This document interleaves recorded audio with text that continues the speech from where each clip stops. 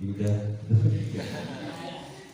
Bisa dirasakan di sini bahwa kehadiran Faisal, kehadiran Yuda, kehadiran Abiyat itu bisa mewarnai kehidupan beragama di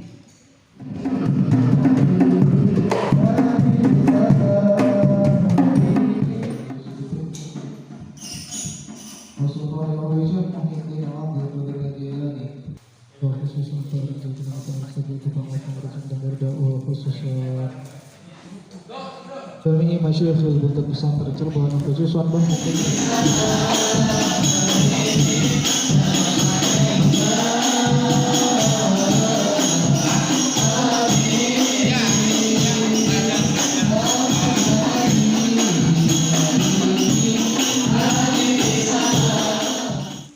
jadi mewakili dari warga keluarga STK dan mungkin mewakili juga dari pemerintah DKM Dewan apa DKM? Dewan Kemakmuran Musola. Nah kali ini mungkin dipelopori diantaranya oleh teman-teman sampean yaitu Saudara Faisal, ada Afia, ada Hilda.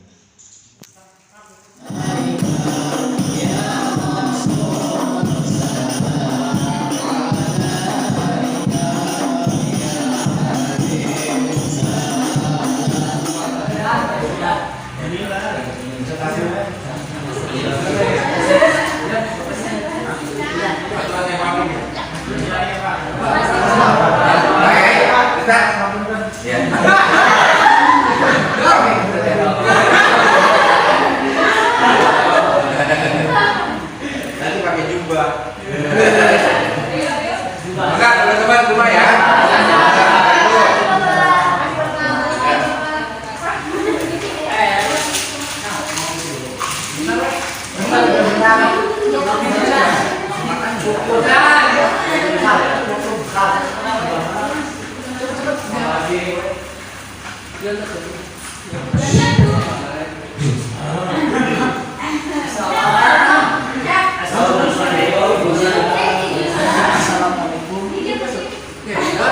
Assalamualaikum warahmatullahi wabarakatuh.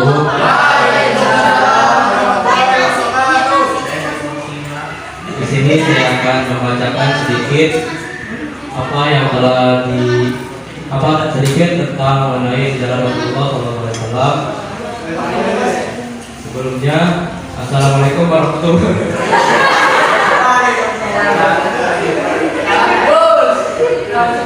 Bismillahirrahmanirrahim. Alhamdulillahirrahmanirrahim. Wassalatu wassalamu ala rasulil mursalin Sayyidina wa maulana Muhammadin wa ala alihi wa sahbihi ajma'in. Qala Allah ta'ala fil Qur'anil Karim wa billahi minasyaitonir rajim. Laqad kana lakum fi rasulillahi uswatun hasanah liman kana yarjullahi wal yawmil akhir wa yadhkurullaha katsiran. Marilah kita bersama-sama bersyukur kepada Allah Subhanahu wa taala atas rahmatnya, taufik dan hidayahnya kepada kita semua, sehingga hingga pada detik ini kita masih diberi kesehatan dan kesempatan untuk memperingati Maulid Nabi Muhammad SAW. Yang kedua, salawat beserta salam semoga tetap terlimpahkan kepada junjungan kita yaitu Habibana wa Nabiyana Muhammad SAW. Semoga beliau senantiasa ditempatkan oleh Allah di sisinya sebagai umat yang memperoleh derajat yang paling tinggi di akhirat. Amin. Sahabat takfir yang mulia, sebagai umat Islam kita wajib menjunjung nilai-nilai agama kita, yakni nilai-nilai yang ada pada kaidah Al-Quran dan Hadis. Pada sore menjelang malam ini kita mencoba menggali nilai-nilai agama Islam lebih jauh lagi, khususnya berkaitan dengan sejarah lahirnya baginda Nabi besar Muhammad SAW. Berdasarkan hadis sahih, Rasulullah SAW lahir pada hari Senin. Syekh Syafi'i Rahman Al-Mubarak Puri di dalam Ar-Rafiul Maktum berpendapat beliau yaitu Nabi Muhammad SAW lahir pada tanggal 9 Rabiul Awal. Namun pendapat yang paling masyhur menyepakati beliau lahir pada tanggal 12 Rabiul Awal. Kelahiran Rasulullah SAW adalah rahmat yang sangat besar. Beliau setelah diutus menjadi nabi 40 tahun setelah kelahirannya dipuji oleh Allah Subhanahu wa taala dalam firman-Nya yang menjelaskan karakter sang nabi terakhir ini, yaitu tercantum dalam surat At-Taubah ayat 128 yang berbunyi, Bismillahirrahmanirrahim. Laqad ja'akum rasulun min anfusikum azizun 'alaihi ma 'anittum harisun 'alaikum bil mu'minina raufur rahim. Yang artinya, sungguh telah datang kepadamu seorang rasul dari kaummu sendiri.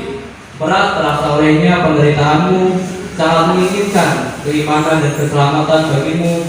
Amat belas kasih lagi penyayang terhadap orang-orang yang mukmin. Dalam menjelaskan ayat ini, Sayyid Qutb dalam tafsir fi Zilalil Quran mengatakan, Allah tidak mengatakan rasul dari kalian, tetapi mengatakan dari kaummu sendiri. Ungkapan ini lebih sensitif, lebih dalam hubungannya, dan lebih menunjukkan ikatan yang mengaitkan mereka, karena beliau adalah bagian dari diri mereka yang bersambung dengan mereka dengan hubungan jiwa dengan jiwa, sehingga hubungan ini lebih dalam dan lebih sensitif. Sedangkan Ibnu Katsir dalam tafsir Qur'anil Azim berkata, Allah Subhanahu wa taala menyebutkan limpahan nikmat yang telah diberikannya kepada orang-orang mukmin melalui seorang rasul yang diutusnya dari kalangan mereka sendiri, yakni dari bangsa mereka dan sebahasa dengan mereka, itu bahasa Arab. Rasulullah SAW merasakan beratnya penderitaan dan kesulitan umatnya, bahkan lebih berat bagi Rasulullah daripada apa yang dirasakan oleh umatnya sendiri. Maka setiap saat yang diperjuangkan adalah umat, yang dibela adalah umat, yang dipikirkan menjelang wafat adalah umat. Ketika menjelang sakaratul maut, Rasulullah hanya memikirkan umatnya, itu dengan mengatakan ummati, ummati. Rasulullah SAW juga sangat menginginkan umatnya memperoleh hidayah serta kebaikan di dunia dan kebaikan di akhirat. Maka segala hal yang diperintahkan Allah untuk disampaikan kepada umatnya telah beliau sampaikan. Segala hal yang mendekatkan ke surga dan menjauhkan dari neraka beliau paparkan. Bahkan Rasulullah menyimpan doa terbaiknya untuk umatnya kelak di yaumul hisab agar umatnya memperoleh syafaat. Itulah bentuk kasih sayang Rasulullah SAW.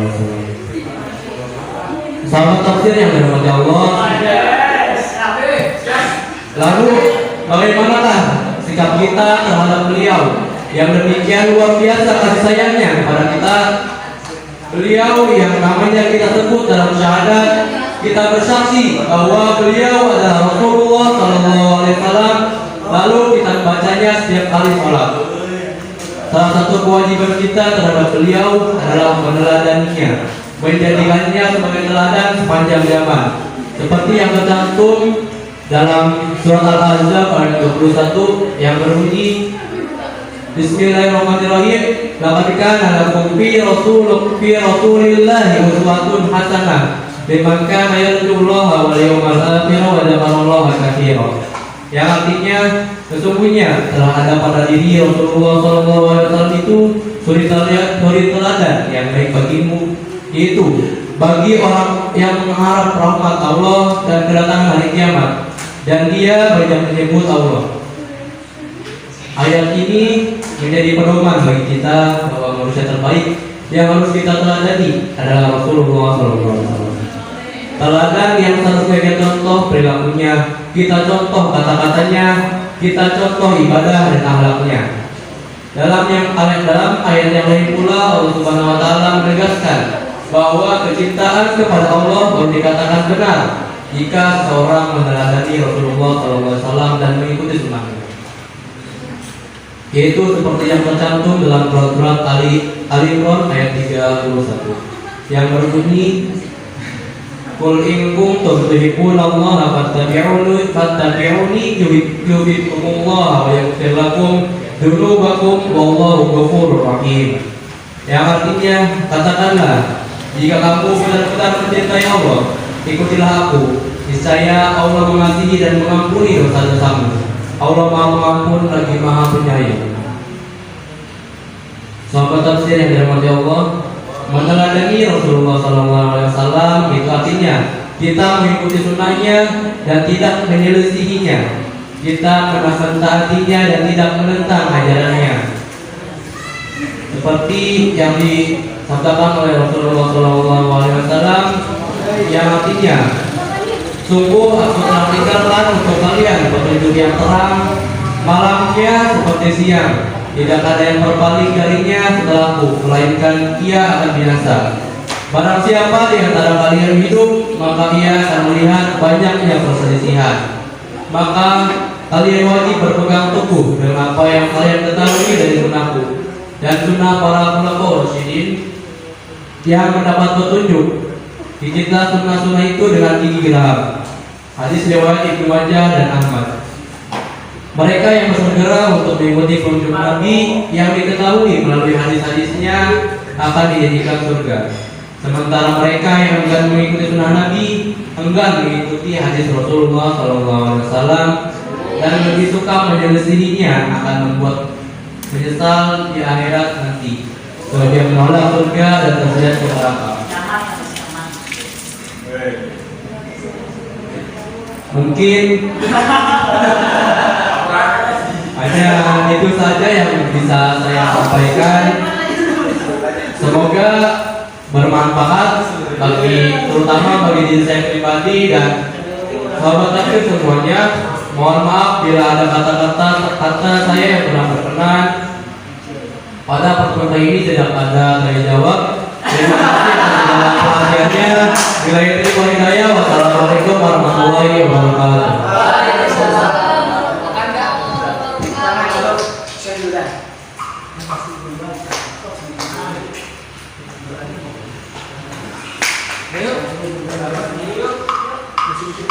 Tante.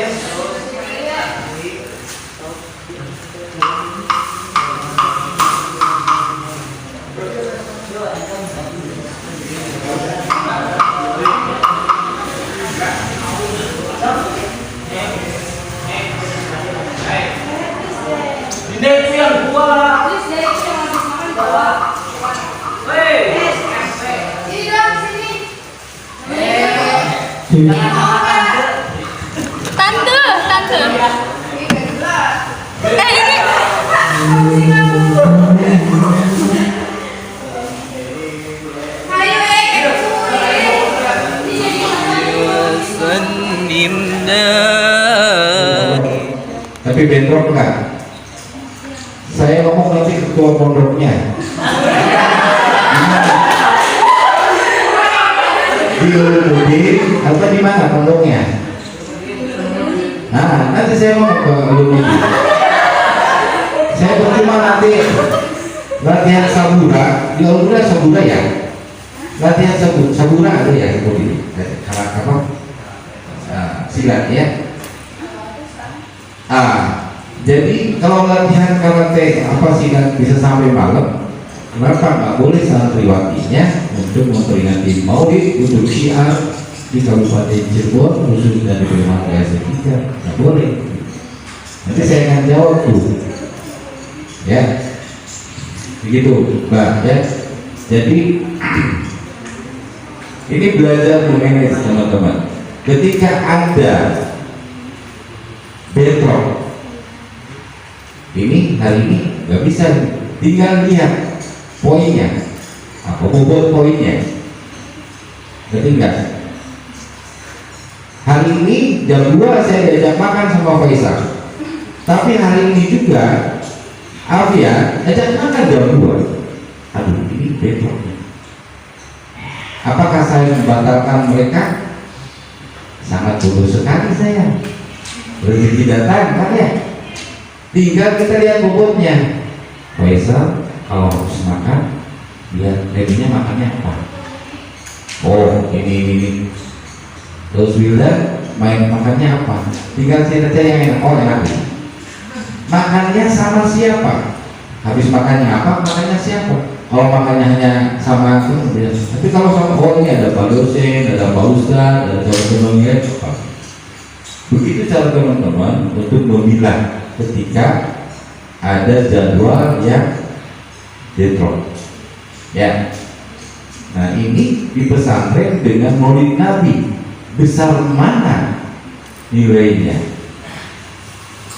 Kan di pesantren diajari untuk cinta, untuk mengingat Rasulullah, ya.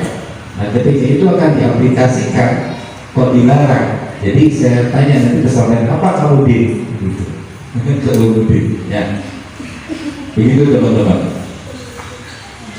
Gak apa-apa, ini pengalaman pertama, nanti supaya ke depan lebih bagus lagi. Ya, kita support apa kalau malam mau bikin song, bikin apa, bikin seperti mungkin. Ya, asal di apa, diobrolkan. Selanjutnya, poin selanjutnya, dalam acara ini silakan teman-teman nanti dengar tausiah dari saya. Tidak. Ya, dari saya tidak.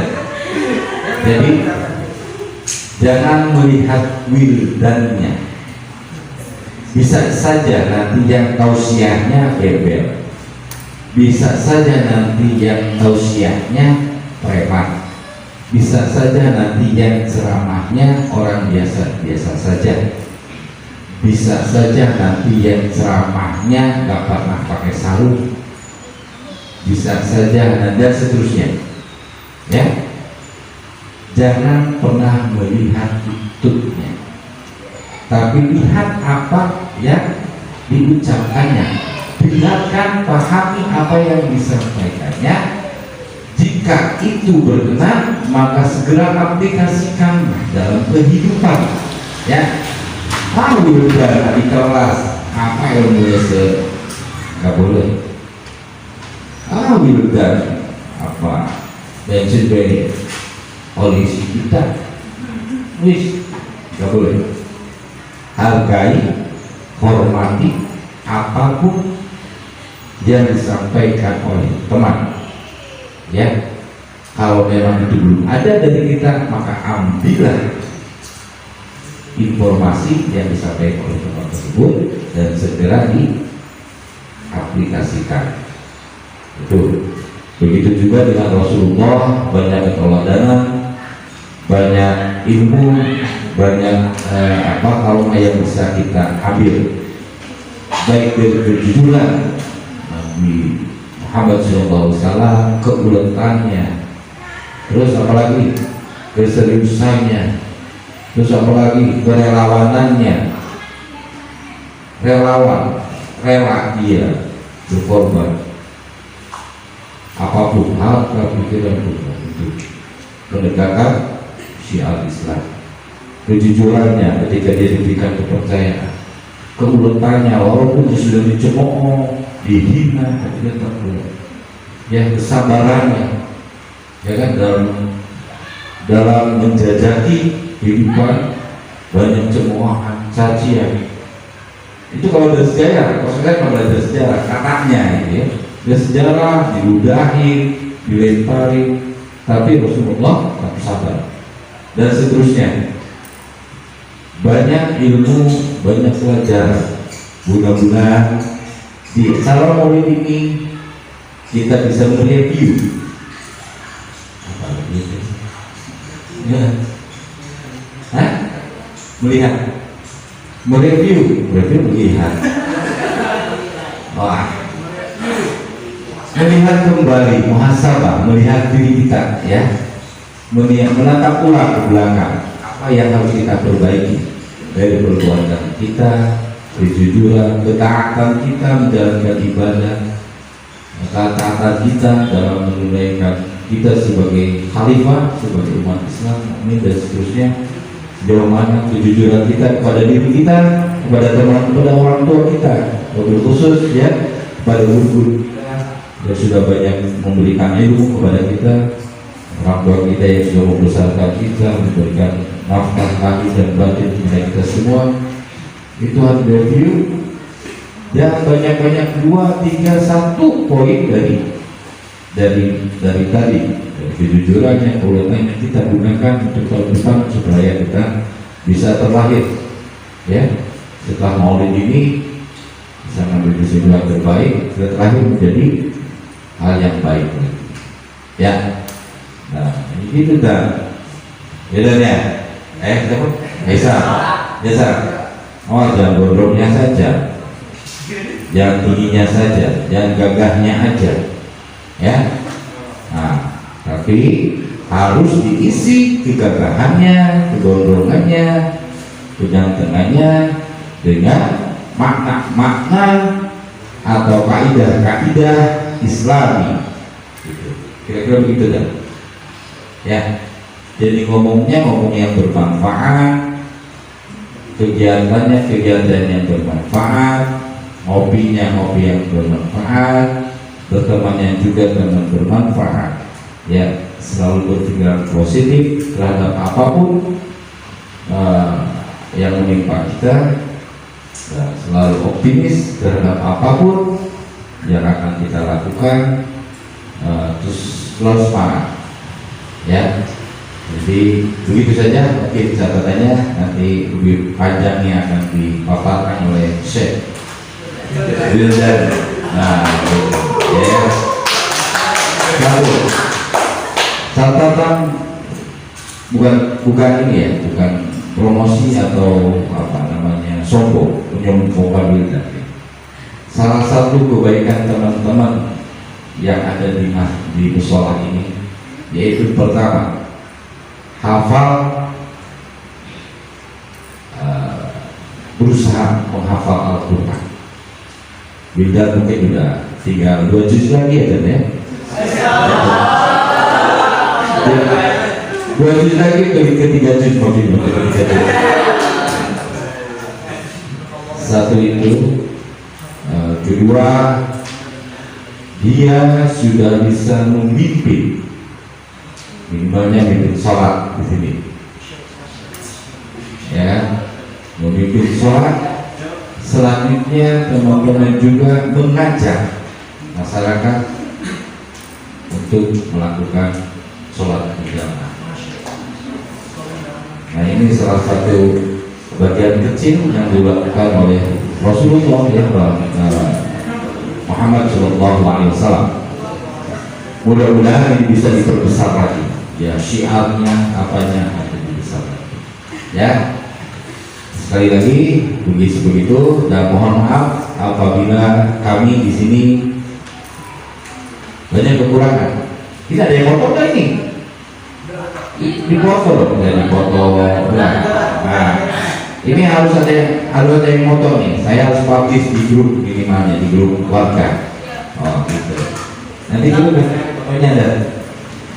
Terus terakhir mungkin dari kami sebagai pengurus BKM dan pengurus RT, mohon maaf yang sebesar-besarnya apabila dalam mensupport acara teman-teman di sini kurang memuaskan ya, kurang memuaskan, tidak ada jamuran yang bagus, tempatnya begini. Kalau tempat segini-gininya, tapi kalau nggak nyaman dan tidak nyaman salahkan Wildan. Nggak bersih ya Wildan, salahkan. Wah ini nggak ada air minumnya, Wildan, salahkan. Nah, wah toiletnya bau, Wildan, ya salahkan gitu ya. Wildan ya, wah nggak ada jamurannya, Wildan, salahkan. Ya mohon maaf, dimaafkan ya. Nah, dari kami dan silakan tadi intinya kami terbuka untuk teman-teman mau datang kapan saja, silakan memanfaatkan, meramaikan musola ini. Ya kan, ajak teman-teman yang di luar sana untuk aktif di sini, nggak apa silakan. Kalau punya teman tadi di Inggris, di Jerman, ajak sini. Nggak apa-apa untuk bila bisa kolaborasi kita, mudah-mudahan Dengan kegiatan teman-teman di sini meramaikan masjid ini, masyarakat akan tertarik, masyarakat akan berminat untuk bisa berpartisipasi lebih jauh lagi. Begitu saja mungkin ngobrolnya. Oh, ngobrol sama saya banyak banget. Lihat kamu. Habis ini acaranya apa? Oh, makan-makan. Saya tidak diajak. Ya, begitu saja. Kurang lebihnya mohon maaf. Assalamualaikum warahmatullahi wabarakatuh.